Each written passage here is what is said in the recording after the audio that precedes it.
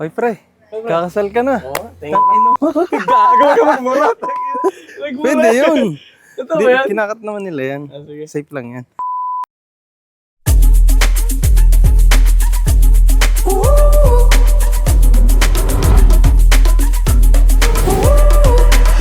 Got love split like bananas. 3 ways, get them pajamas. Got truth, kaboom, you got drama. Real tough, bring out the hammers. All vibes and pina coladas. Stay cool under your banners. No walls, so keep your colada so smooth, sit past the cameras. I'm going to heaven. Sometimes you gotta take a dive. Step up and get her. Here we go again. Come on. Here we go again. Woo. Come on. Here we go again. Here we go again. Oh.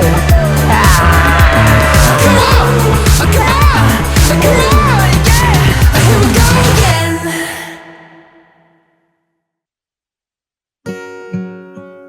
To the love of my life, Lindon. Today, nagpapasalamat ako sa Diyos dahil pinagtagpo niya tayo. Hindi man naging madali ang journey natin.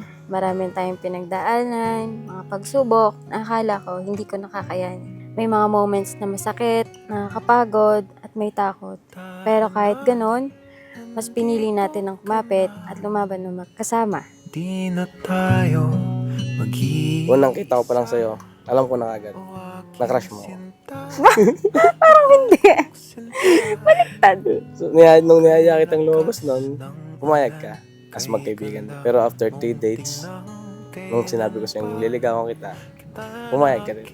So after 3 months na panliligaw ko sa'yo, sinagot mo na ako. Sobrang saya ko nung naging tayo. Mas lalo pa kitang minahal. Nung nakita ko, sobrang bait mo sa mga kapatid mo at saka sa iyong sa kapatid mo at sa mga magulang mo. Ngayon magiging magkasama na tayo. Number 1, si God, syempre. At number 2, ikaw. ating syudad sa ngayon, bukas at noon. Ayun, dumating ako sa point na hindi ko na alam gagawin ko, pero inisip ko na lang si Lord talaga yung center ng relationship natin. At siya lang dapat palagi. Tanggapin mo at ibigay mo kay Rose. Hindi ko akalain na sa una nating pagkikita, 9 years ago na. Magka-partner lang tayo sa kasal noon. Pero magiging magka-partner din pala tayo panghabang buhay.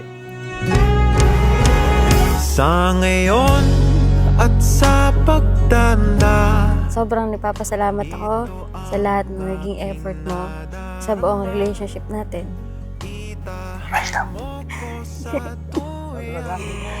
At mahal na mahal kita. bibigay ang gabay. So habang kayo ay nagsisimula, Lindon and Rose, ng bagong buhay bilang mag-asawa, piliin ninyong mahalin ang isa't isa sa paraan ng Diyos.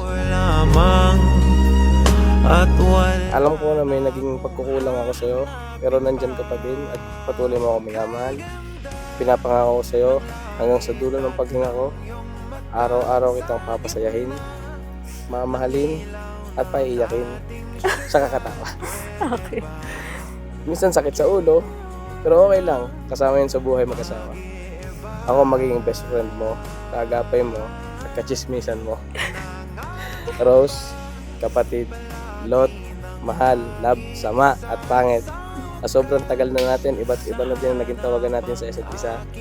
Pero pagkatapos ng araw na to, isa lang ang sinisigurado ko, na wala na akong ibang gustong makasama kundi ikaw, asawa ko. Mahal na mahal kita hanggang tumanda. Love you too. Sa'yo, mahal kita. Sa hirap at ginhawa, at panghabang buhay na tayong dalawa.